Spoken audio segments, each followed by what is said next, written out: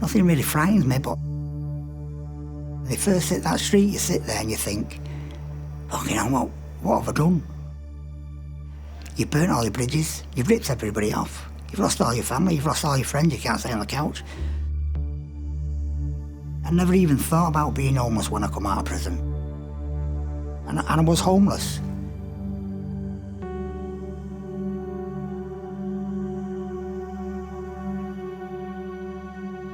I've been heavily involved in something called Manchester Homelessness Partnership, which is a new approach to tackling homelessness in our city. Forms of homelessness, including the most visible, rough sleeping, were growing massively, and we've been realising that we can't rely on one organisation or one approach being able to solve such a complex issue. I've struggled with drug addiction for over 20 years. When I came out of prison, I had nowhere to live. Prison didn't really help you find anywhere to come out to. I went to Manchester Council when I first got out and explained my situation to them. I'm homeless, I've got drug problems, I've just come out of prison, and it was, you're not vulnerable enough, you're not a priority, where you're going to be sleeping tonight, and it was kind of, well, I haven't got anywhere, so I'm going to be on the street. We consulted with people who were homeless to ask what values we should be working to, what problems were ongoing and apparent. We need everyone who works or who lives or who studies in Manchester to become part of the solution with us. When I come out of prison in 2014, I was just going back to my old life. Criminal, successful. But this time a mate of mine died in my arms. That was kind of a turning point for me. When I came out, I went in this fucking bail hostel. I was just waiting for the 2 months to finish so I could back into my own life. But I sat on the streets and even I was scared. Last May 2016, we launched the Manchester Homelessness Partnership and the Charter publicly. We basically asked people to pledge to do additional things or to do things differently. All the different agencies in Manchester, all the different homelessness agencies, the council, the police, fire brigade, universities, NHS, everybody working together rather than rubbing against each other and saying, no, this is ours and we're not sharing our service users with you. We created groups, action groups, around key issues, and we said, look, the only thing we insist on is that you have people with lived experience of homelessness in these groups. We have to have personal experience and professional experience collaborating together to come up with some new solutions. For Manchester Council, this is a massive thing that they've actually even said, you know, you're going to have to bear with us because we will make mistakes. We're so used to working in this way. People who've got lived experience are going to sit in meetings and on boards with us that will tell us why we're doing things wrong and why that sort of thing won't work. They're actually now listening to us. With the background I've got from all my life, I find it easy to speak to people, typical Manchester kid, say how it is. They believe me. And I got on with everybody. Asylum seekers, the homeless, everybody. It didn't matter to me who they are, they're just people. That's where I've been all my life. But the CEO came down, Adrian, he was called then at the time. And he said, Mooch, I'd love to take you for a coffee. He'd read my newsletter, what mustard tree I wanted to use. So I sat there and I told him a bit about my story, a bit of what I got up to, what I've done. And he said, do you know why I've asked you out for a coffee? I said, just because you're a nosy bastard, you just wanted to know. He said, no, he said, do you know you inspire people? I said, no.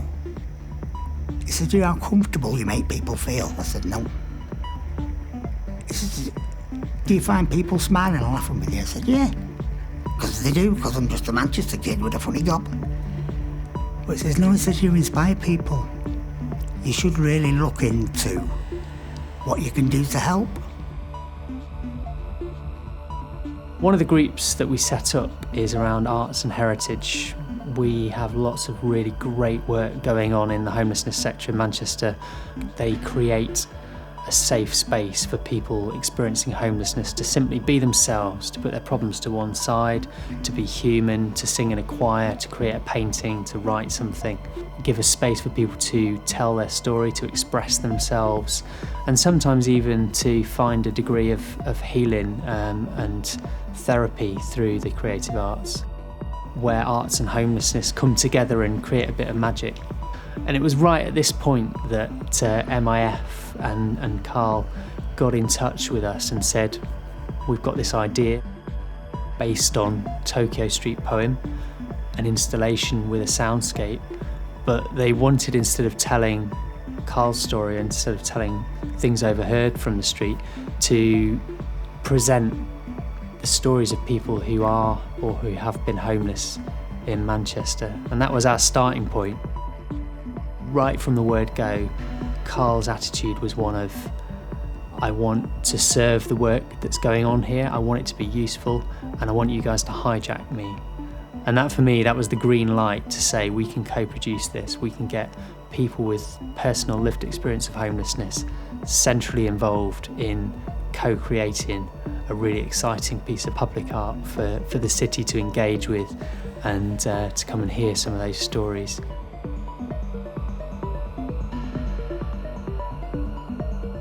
We're not trying to give them a message as such, I haven't. I've just tried to put it across that there's somebody behind the person you see. Somebody says to me, can it be their own fault? I says, well, it doesn't matter whose fault it is. You just got to accept that they're there. As soon as you hit them streets, and you think, fucking hell, what am I doing inside here?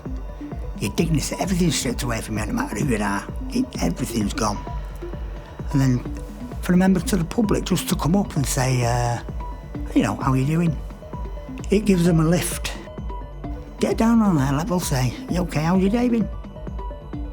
If they don't want to speak to you, they won't swear at you or be violent or whatever. They'll just look away and won't speak to you at all.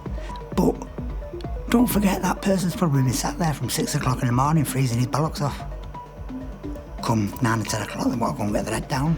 They go somewhere, get moved, or they go somewhere, someone beats them up. They go somewhere, someone pisses on them. Someone throws half a kebab in the face and wakes them up. Once you're awake, you can't get back to sleep because you're worried in case somebody else does something. Everyone that sits on the street's got a problem. They're missing the family. They're thinking about the next fix. They're thinking about the next drink. Whatever they think about, it's in the mind, and you know yourself when you start thinking about something that's not pleasant and you sat there on your own, it's in your head and it gets worse. But if you've got somebody to tell, you can get it off the chest. People just see homelessness as rough sleeping, but it's just so much more than that. It's so much bigger than that. There's thousands of people that are sofa surfing, that are in bed and breakfasts, hotels and hostels. It's classed as temporary accommodation, so people think you've got your accommodation, that's it, your problem's solved, and it's not. People's mental health needs, addiction problems, criminal justice problems, they're all still there, and they still need the support around them. Taking the support away, and it's like having the floor taken from underneath you. What we wanted to do was to create something that was a gallery space, but that was really inclusive and accessible for people. And for me, one of the most exciting things is the diversity of life that's come through the doors. But there's been a lot of emotion. A lot of people have talked about it's a really powerful thing to come in and to be surrounded by these stories. People have been struck by the humanity of it, which I think is a very, very important aspect. We wanted to set a tone that was not bleak, not despairing, not negative, but real about people's problems, traumas, difficulties, but also it's funny, it contains humour, it contains warmth, it contains a lot of hope and resilience. Not only people engaging with the work, they've been really keen to hear about the process that we've gone through. They've been really keen to talk to people with personal experience of homelessness and how being part of this project has been important, not just to make them think differently, but to hopefully make them act differently as a result, to go away with practical tools to help them to engage with people who are homeless and organisations that are involved in doing work with homeless people.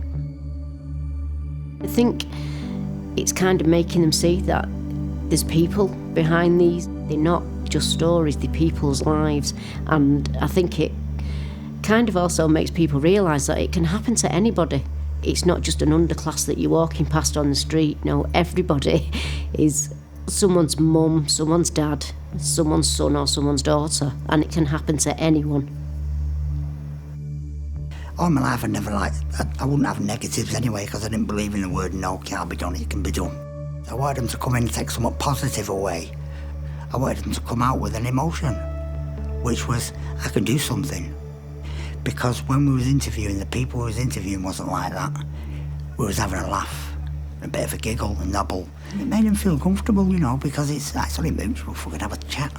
Some people could talk for an hour and a half, 2 hours, didn't bother us. We wasn't there to say, oh, that's enough now, we've got to get going. Let them carry on. And they told all the story. And they enjoyed it.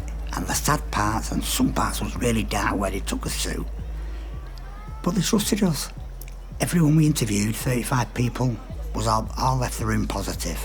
So why would I want anything different when the public come in here and not go out positive? It's everything I imagined. This is everything that I wanted. You know, I'm proud to tell people that I've done it. People have listened to us, everyone. Everyone that's come in has listened. It's just been a blast. Great, it's been brilliant. Loved it, every minute of it. Don't walk past people, just acknowledge them. If you're seeing people in the street and you bumped into them or something, you wouldn't just ignore them, you'd go, I'm sorry, are you okay? You don't have to give somebody money to speak to them. You can just acknowledge somebody and say, hi, you okay, how are you doing? Have a good day. Don't just be another pair of legs that's walking past someone.